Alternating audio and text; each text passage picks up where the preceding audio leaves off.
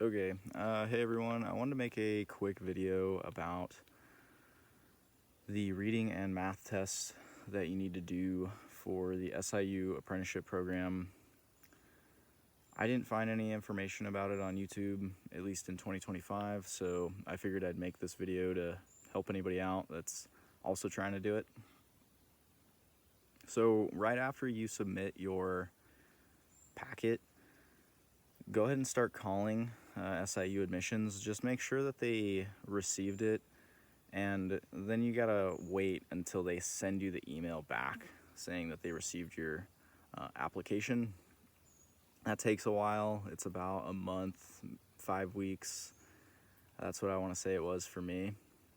After that, you can go down to your local SIU hall and actually take the math and reading tests. The math test was 30 questions. You have a 45-minute time limit, and you have to get a 70 on both math and reading in order to pass. I was fortunate enough that when I went down there, I was given the choice of whether or not I wanted to take the math or the reading test first. I decided to do math first. I wanted to get it out of the way. Yeah, it's really not that bad. Don't stress about it. It's mostly going to be fractions, so adding fractions, subtracting fractions, multiplying fractions, dividing fractions.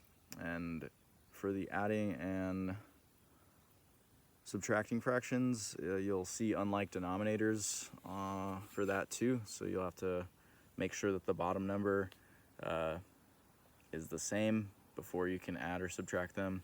Pretty easy stuff, honestly. You'll get a calculator, you'll get scratch paper, pencil, and then you'll see a lot of stuff with decimals too. Don't stress about that because the calculator is going to save you there. I wouldn't even worry about it, honestly. Just watch out, because if you're rushing and you're going too fast, you might, plug in the wrong numbers on the calculator. And at least for the, A, B, C, D, the numbers were really similar sometimes. Like it might be, one number different. It might be like 297, 298, 296, that's what I mean.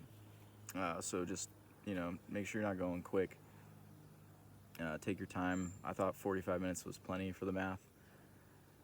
And after you finish the math test, you let the person know that you're done, and they'll go ahead and get you set up on the writing test, like right after. So you get like a little break, honestly, hopefully. And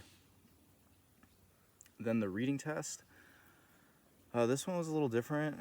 Some of them were kind of weird, honestly. Just do your best on it. It's really not that bad either.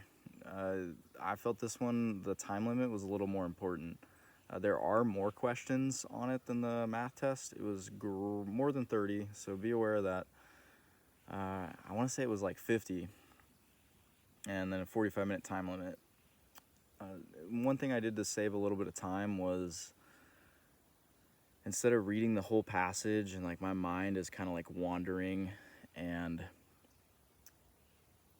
whatnot, I would just kind of look at what does it want from me here? Like, what is it asking? What are my answer choices? And then I would go and read the part that I needed to answer correctly. That saved a ton of time rather than trying to read, 2 paragraphs.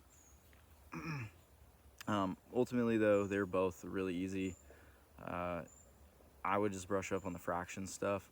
One other thing that was helpful, I will say that was a little different for the math stuff, was converting decimals to fractions. You can't really do that on a calculator, at least I don't know how to. So I would look up that one. It helped me out too. And I was also lucky because the Union Hall representative was able to tell me that I passed right after I finished taking them. So that was good. And then also just make sure you don't forget any documents, especially if you live kind of far away like I do. I got lucky and I was able to like pull up a document that I had saved on my computer because I forgot it. For me, I had to bring what I had, which was like my TWIC, my passport, and my DD-214. If you have a Merchant Mariner credential, bring that too. I would say get started on that process as soon as possible. The guy that I was talking to down there, he told me that if you have that MMC already, like you have everything ready to go, that they might be able to get you into a class at Piney Point even sooner.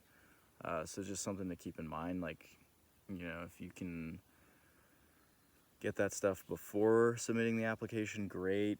Just also keep in mind the wait list isn't getting any shorter, so you want to get your application into SIU as soon as possible too if you want to do it. And that was really it. I wouldn't worry about it too much. I couldn't find a lot of information about it in 2025. I figured I'd put a video out there, and I hope it helps somebody.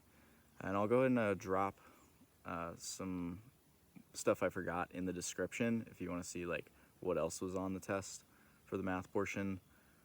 And go ahead and leave a comment if you have a question. Maybe I can try to answer it, or maybe I could, you know, make a Microsoft Word document that kind of mimics the questions that were on the test. If that's something you want, let me know. Have a good day.